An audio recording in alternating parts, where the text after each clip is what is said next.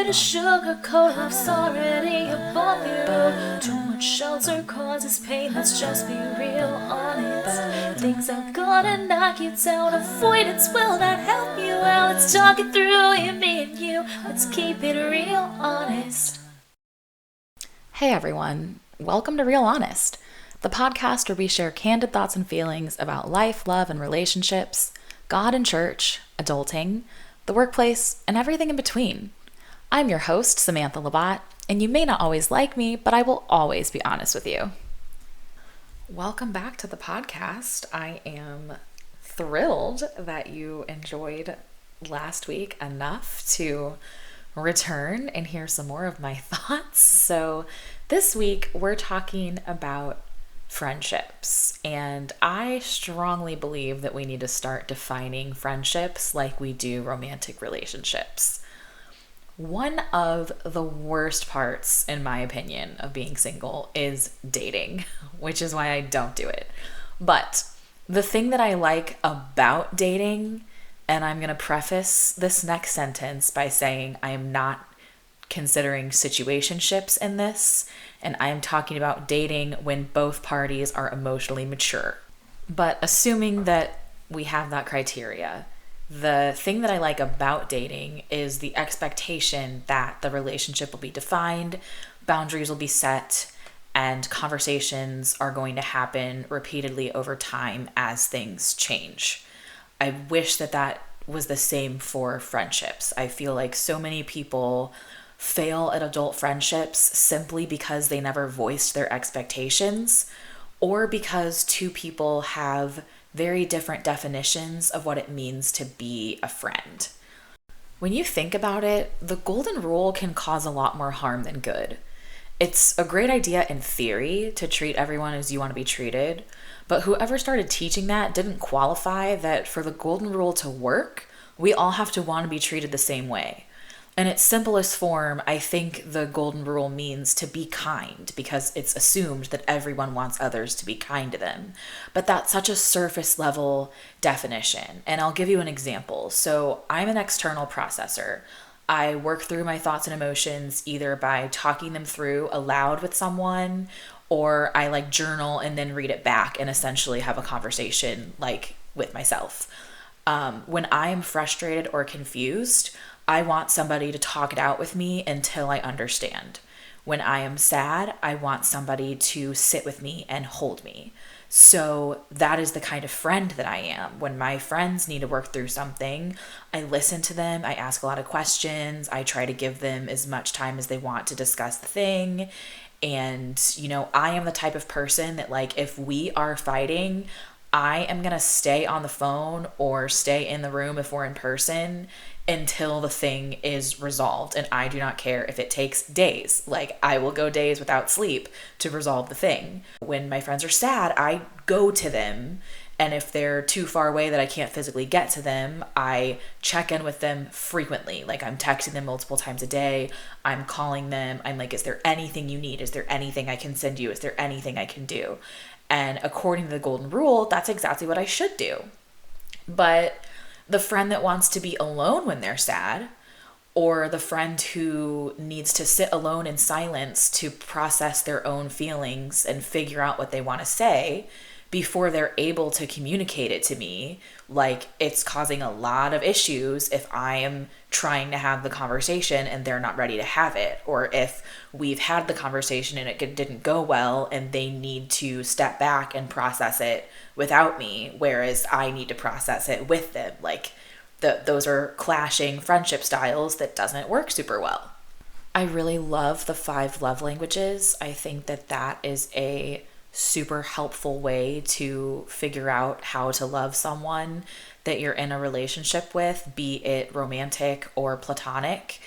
But I also think that in addition to taking the love languages quiz and sharing them with each other, people need to define them, because just because two people's highest love language is quality time doesn't mean that means the same thing to them.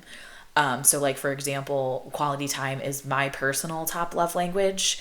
And to my mom, quality time just means that we spent time together. So if we were physically in the same space she feels like we spent time together, and she will frequently invite me over to her house, and then she'll have friends over, she'll be on the phone, she'll be working, she'll be in and out the whole day and like not actually really talk to me.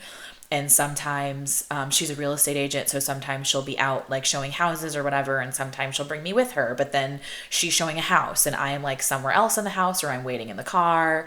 And at the end of the day, she's like, thanks so much for coming with me today. Like, that meant so much to me. I'm so glad we spent the day together.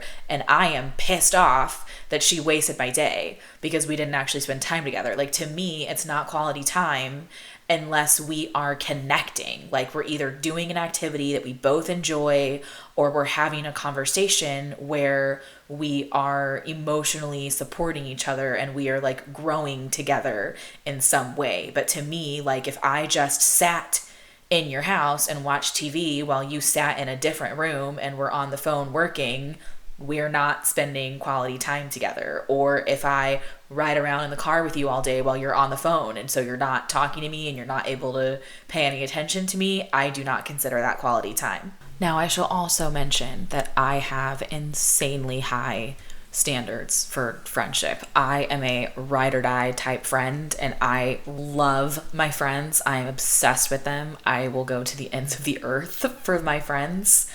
And because I am so aggressive about the friendship, I expect them to be as well, which my therapist says all the time that like she doesn't think she would make the cut to be my friend, and that my standards are way too high.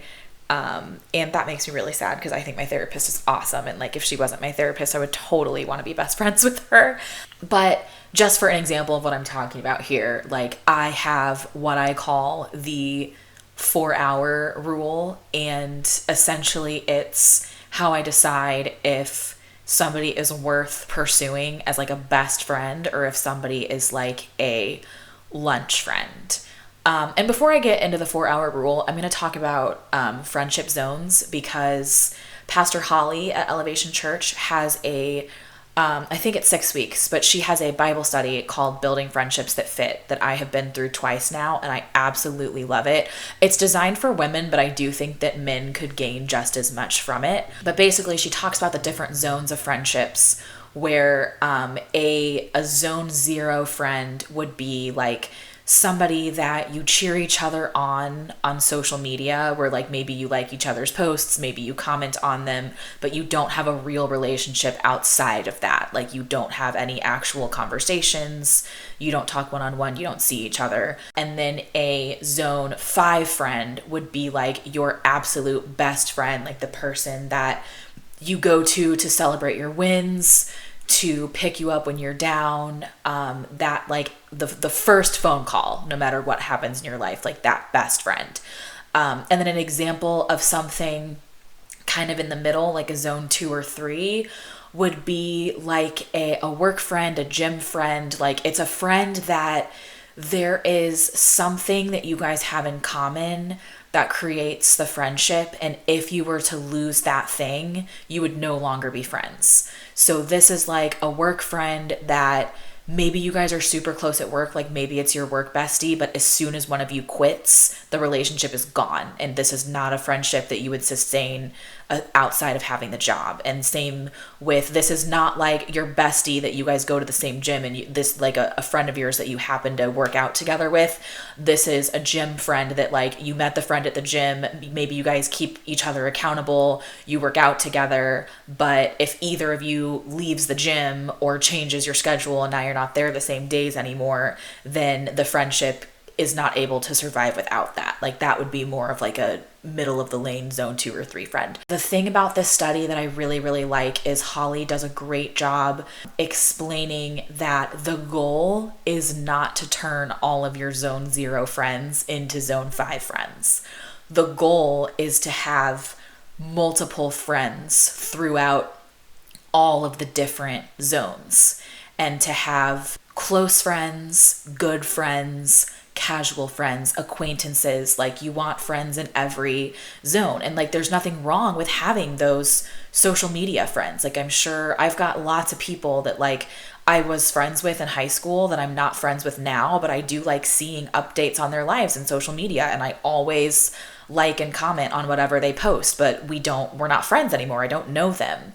And there's nothing wrong with that. So it's kind of the idea of just recognizing what zones your friends fall into, and then identifying where people need to be rezoned, because you might have, and this are things that if you do the study, it'll walk you through this, but you may have a zone 5 friend that needs to downgrade to a zone 4 or 3, and you may have a zone 2 or 3 friend that you can upgrade and you can invest more time and energy into. And Holly's study kind of walks you through how to identify those people and how to go about that. But so getting back to my 4-hour rule that I have, essentially, and I won't even really say that it's a rule, it's more just something that I have noticed over the years, where when I meet somebody new, if we are able to spend 4 hours together, like 4 consecutive hours together, like in one sitting, and they don't get on my nerves and I still find them interesting and like want to hang out again, I am like immediately obsessed with that person. And I am like, I want this person to be my best friend. Like, I can't wait to see where this friendship goes. And if we are not able to hit that 4-hour mark without them irritating me or me checking the time a bunch of times or being like, oh my gosh, this lunch has only been 2 hours and it feels like 7. Like, I can't wait to get home. I can't wait to get away from this. Like, this conversation is so draining. Then that's somebody that I know. I'm like, okay, this is a lunch friend. Like, this is a friend that whenever we hang out, I'm going to choose an activity that will take less than 4 hours to complete, which is we will go to lunch, we might see a movie, we might take a walk in the park. But this is not a friend that I'm going to like invite to my house to marathon a bunch of movies, or it's not a friend that I'm going to like go on a trip with. And that's kind of, because a trip is longer than 4 hours. So it's like short activities, work for that particular friend. So when I say that, I think we need to start defining our friendships like we do our romantic relationships. Obviously, we're going to have to approach this differently, right? Because it's very different if you're dating someone and you guys have a very clear conversation about, hey, I'm ready for us to move into the next phase of like, we're both on the same page. We're not seeing other people anymore. Like, I am now exclusively dating you. You are my girlfriend type conversation. You're not going to do that with a friend. And I am not suggesting in any way, shape, or form that you tell someone like, you are a zone 1 friend and I would like to move you to a zone 3 friend. Like, absolutely. I think that would be weird. And I don't think that that would go over super well. A lot of this should be more internal to start, where it's more important that you recognize these things and are learning on your own before you try to go out and have conversations. So first you have to understand, what is a friend to you? How do you personally define a friend versus an acquaintance? What makes someone your best friend? And what differentiates your close friends from your casual friends? And then ask yourself, what do you have to offer as a friend, and what are you looking for from your friends? And then once you know all of that for yourself, start learning these things about your friends. Like, what do they expect from you? And are you willing to provide that? Are you even able to provide that? If you have an expectation that your friend isn't meeting, have a conversation. And if your friend has an expectation that you cannot or will not meet, have a conversation. I also think it's important to understand that you and your friend may have different definitions of friend, and you may have each other in different zones. And that can be okay depending on what the expectations are, but it also can cause a lot of issues. This week, instead of doing a separate section for the hard conversation of the week, I'm going to tell you about a hard conversation that I've had in the past and do a story time all rolled into one, because it's relevant to this topic. So I'm going to tell you about a girl that we're going to call Nora. So I first met Nora at work, and she and I We're not on the same team. We didn't even sit anywhere near each other. We really didn't have conversations. Like, I would not say that she was a work friend. She just was a girl that I knew that was close to my age that worked at the same company as me. And at the time, the church that I was going to, I met a girl named Abigail at church. And it turned out that Abigail and Nora were childhood best friends. Like, they had grown up together all through like elementary, middle, and high school. They ended up going to college together. So I became close with Abigail at church. She and I joined the same small group. And then when I found out that she and Nora were such close friends, then I started talking to Nora more at work. And then the three of us would pretty regularly hang out. Something to know about me to provide some context to this story is that I absolutely hate small talk. I think it's stupid. I don't understand the point of it. Like, even back in the day when I was dating, like, I don't do the whole first date nonsense of like, where'd you go to college? What did you study? What do you do for work? Because I'm not going to remember those things. And I also don't care. Like, my job to me is a means to an end. I have a job to pay bills. I'm not passionate about my job. If I was, I would share it with people. So if your job is super important to you and you love your job and it's a big part of your life in that way, then that's great. Tell me about it. But I really don't care about like your favorite color and what degree you got. I care about the deep emotional things. Like, I want to know what you're afraid of, what you love, what you're excited about, and what makes you uncomfortable, what draws you out of your shell, and what makes you hide. Like, those are the things to me that like make up a person. And those are the things that I want to know and the stuff that I care about.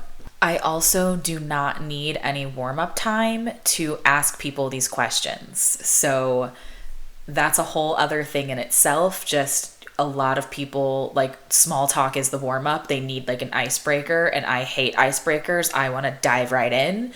That makes a lot of people really uncomfortable to do as a first conversation.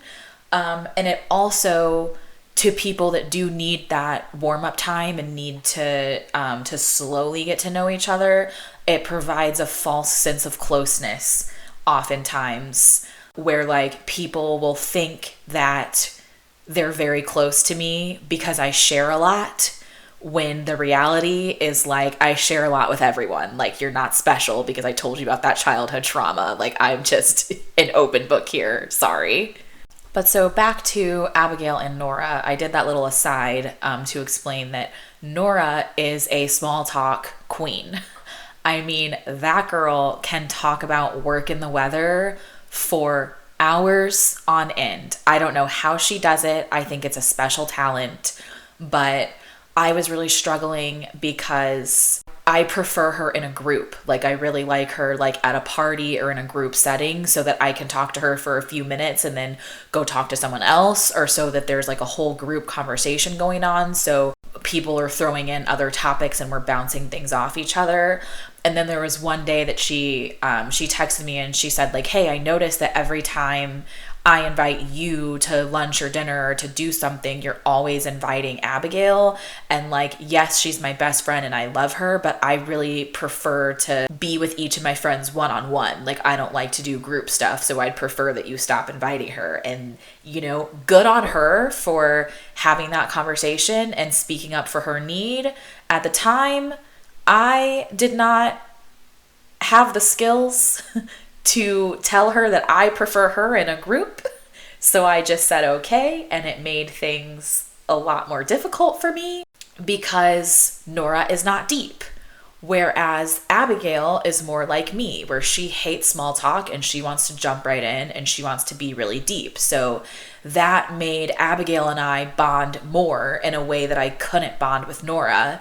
And it's not that Nora didn't want to be deep. She's just not deep. I mean, she's one of those people that like just really hasn't experienced a whole lot of life. She hasn't done much. She hasn't explored much. She doesn't really take risks. So there's just not a lot going on in her life, whereas there's a whole lot of trauma in my life. And she would listen to me tell stories, but she had nothing to relate to. Like there's just really nothing that she could say that would be helpful. She couldn't empathize. Like she just didn't have the ability. So we would always just kind of revert back to talking about work and the weather. Now, what was interesting is that I actually ended up being friends with Nora a whole lot longer than Abigail, but Abigail is a whole other story in herself, and this story is about Nora. So after she initially told me that like she wanted to hang out one-on-one more, and I failed to say I did not, we continued to be friends for many years. And first I quit the job. She was one of the first people I met at a job who continued to reach out to me after I quit. I often make friends at work that I continue to reach out to after I quit or they quit, and they just don't reach back. So it did mean a lot to me that she kept reaching out. I think she was already going to the same church, but maybe she went to a different service or something, and maybe we started either volunteering together or going to the same service. But in any case, when we were no longer working together, we still were going to the same church. And then I eventually left that church. And when I left the church, she still continued to reach out to me too. So I did really appreciate that our friendship was important to her, and she was going to keep it regardless of if we didn't have, we weren't working together, we weren't going to church together. Like she was still making a point to reach out to me and to see me and to talk to me. It just was so stressful to me because the conversation was so dull. And I think that she partially talked about work so much because I used to work with her. So I knew all the players, I knew her job really well, and it was something that I understood. But there were a lot of things where like, I have a lot of relationship drama in my life, and she had never had a serious boyfriend at that time. So, I had like all of these exes that I had loved and thought were the one, and she just like hadn't experienced that, so she couldn't relate to it. Or like, I have a lot of issues with my family, and her family is super close, and like I have sisters, she's an only child. So it just was a lot of stuff that we just didn't have in common, that she wasn't able to relate to. And like, I am a person that I need a lot of emotional support. I have the way that my therapist describes it is I have a very deep emotional well. So like I experience like very heavy sadness and like very high like delight and passion, and that made it hard because like if I am sad, I kind of need someone to like sit there. It's not necessarily that they have to be sad with me, but I need them to be able to gauge like, do I need them to make me laugh, or do I need them to just hold me while I cry, or like, do I need them to listen to me talk about whatever I'm sad about, or do I need them to change the subject? And she would always just kind of sit there and say like, that sounds hard, and it's kind of like, I'm sorry for your loss. Like when people die and everybody just says, I'm sorry for your loss, which like, them being sorry for your loss doesn't bring the person that you lost back. It doesn't make you feel better. It doesn't help you. It's just that like they have no idea what to say. And I think like I would honestly prefer a friend say like, I have no idea what to say, but I see that you're hurting and I'm here for you. Like, what do you need? How can I help you? Like, that's something that is meaningful to me, whereas just like, sorry you're going through that. Sounds difficult. Like, that infuriates me. So over the years, I kind of just stopped sharing things with her. As you're going through stuff and you're sharing it with different people, like based on the ones that react in a way that is helpful to you, like you're going to keep going to those, and people that make you feel bad or make the situation worse, like you're going to stop going to those. So she at least was never making any situation worse, but she wasn't helping. And I had friends that were helping. So I was like, why am I going to tell her about this? When I've got someone that's going to actually like say or do something helpful. And that was unfortunate because Nora is a girl that will show up. Like she absolutely, if I would have said like, I just went through this breakup, please meet me at my house. Please bring ice cream and bake brownies with me. Like, she absolutely like would do that. But the thing is, like, she would show up with the ice cream and the brownies, and then she would just kind of sit there and be like, that sounds hard. I'm sorry you're going through this. You know, she wouldn't take the position of like, that guy sucks. I'm so sorry he did that to you. Or, oh, well, I kind of see his point. Like, maybe you're in the wrong here. Or like, I'm so sorry that you're sad. Like, let me just hold you. Like, she wouldn't go, I need someone to go in any of those directions, and she couldn't do any of it. Like, it's just almost, she truly did not have the ability. Like, the emotion was just not there. Like, she just doesn't have it. So over the years, I just kind of started sharing less with her and hanging out with her less. But when we would see each other, anytime that we would hang out, I would get a long text from her after saying something to the effect of, I'm so glad that we spent time together tonight. It was so good to see you. I'm so grateful for your friendship. Like, I'm so glad that we're this close. I can't wait to hang out again. And I am sitting there like, how are we walking away from this dinner with polar opposite experiences? Because, and it was every time. Like, every time I had dinner with Nora, I am sitting there checking my watch every 10 minutes, like, oh my gosh, when is this going to end?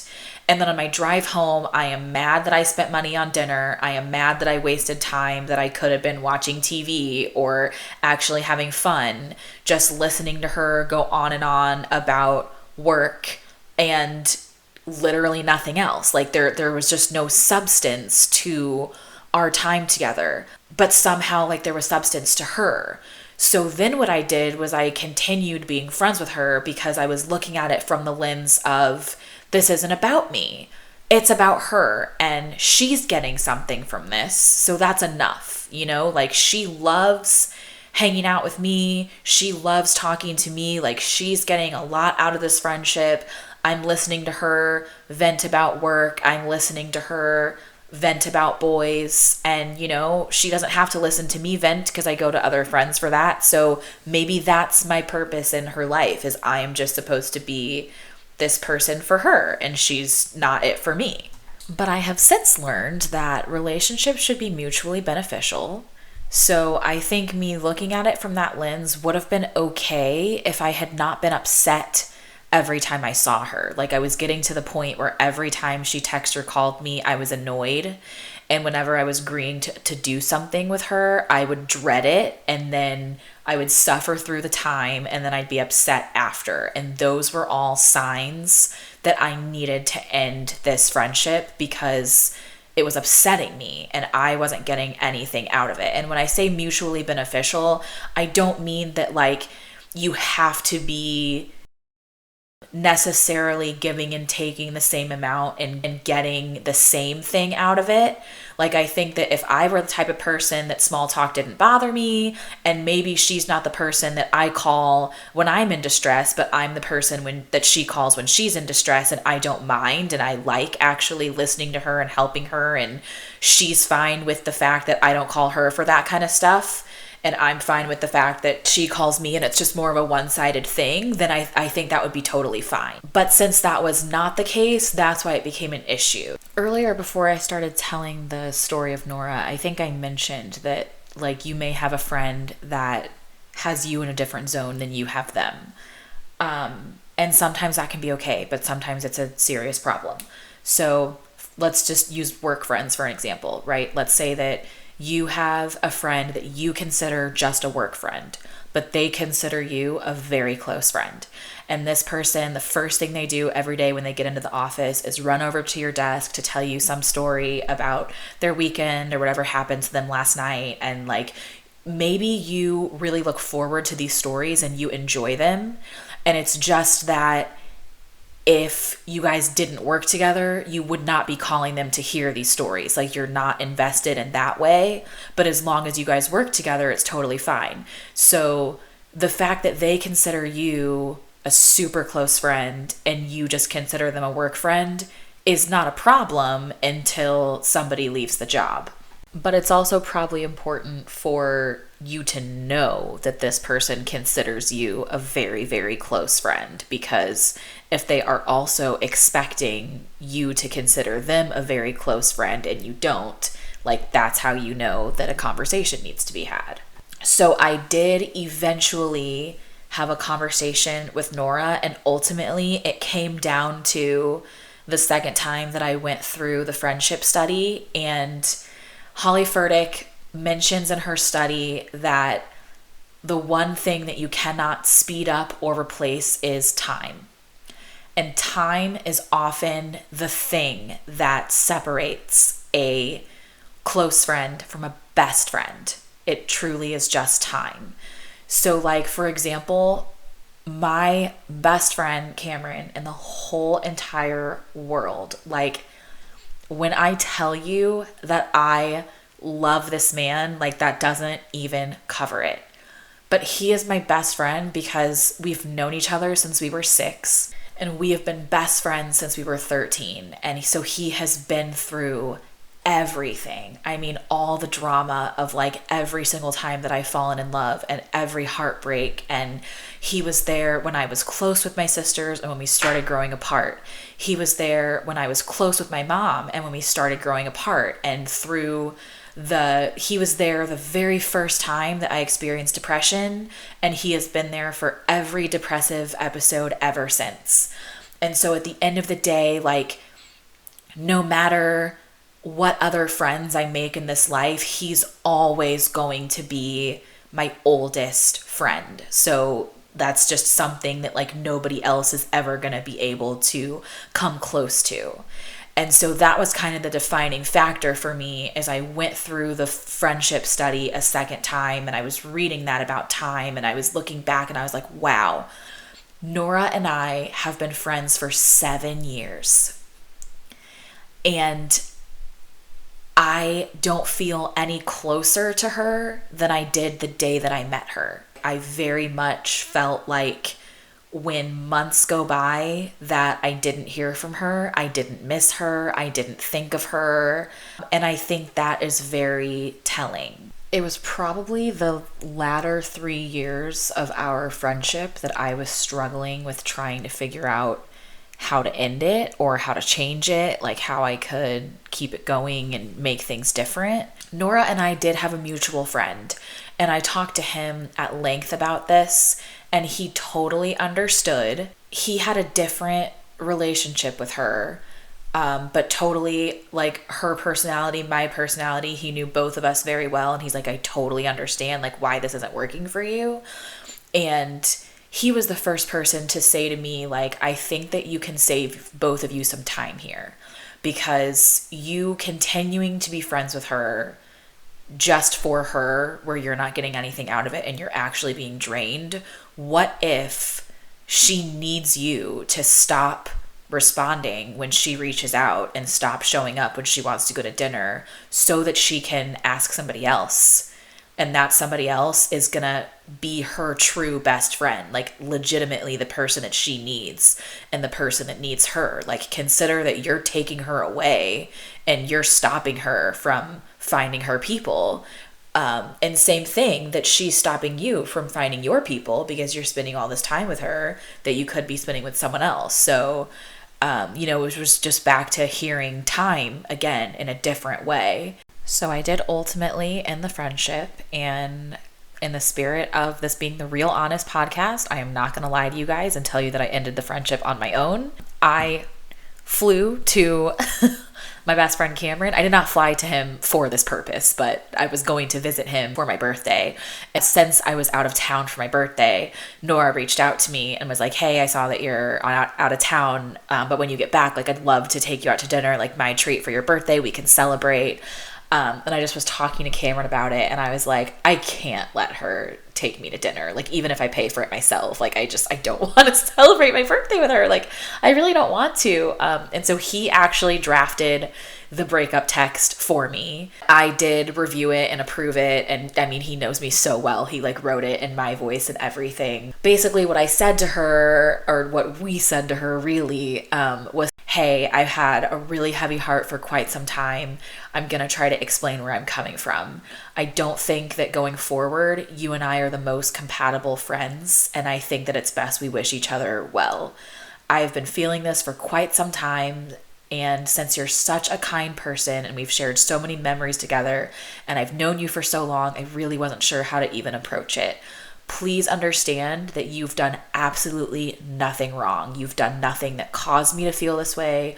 I don't want you to feel like this comes at any fault to you. To be honest, I have gone through life and I've grown, and I just think that we no longer align as friends. I'm so sorry because I know that this appears very abrupt. To be fair to you, I feel like I needed to tell you since you were so kind to offer to take me out for a birthday dinner, and I just could not in good conscience let you do that. You deserve to put your energy into someone that's going to be able to reciprocate. So I have not heard from her since I sent that message, but when I tell you that I felt the biggest weight lifted after sending it, truly it felt amazing. And I assume that she was hurt by it, and I don't want anyone to think that I feel amazing that I hurt someone, but I do think that it was the best decision for both of us, because truly, like, I don't want anyone, I mean, going back to the golden rule, but I don't want anyone that's just spending time with me because I want to spend time with them, but they're secretly annoyed by me and don't want to be there with me, you know, like, I guess I wouldn't know, but that doesn't make me feel good, you know, and I don't want to do that to somebody either. Like, I feel like it's kinder to just be honest. And sometimes it takes years to work up the courage to be honest. Let's keep it real honest. Time for the book or movie recommendation. This week, I highly recommend everybody go see The New Little Mermaid. I recorded these like a month and a half ahead of time, so hopefully it's still in the theater. But 10 out of 10. Like, Hallie was born for this role, and I think that she looks so much like me. So I was just like dying the whole time, like picturing myself in the movie. But the new songs are amazing. Prince Eric is finally a human with thoughts, and he's not an idiot.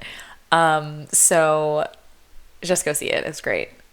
And to close out today, if you have any questions, comments, concerns, want to tell me a story, tell me I was so terrible to that girl, whatever, you can email me at realhonestpod@gmail.com. You can also find me on social media, but full transparency, the only social media that I use is Instagram, and if you irritate me, I will block you immediately. I'm not here to sugarcoat love's already above you. Too much shelter causes pain, let's just be real honest. Things are gonna knock you down, avoidance will not help you out. Let's talk it through, you, me, and you. Let's keep it real honest.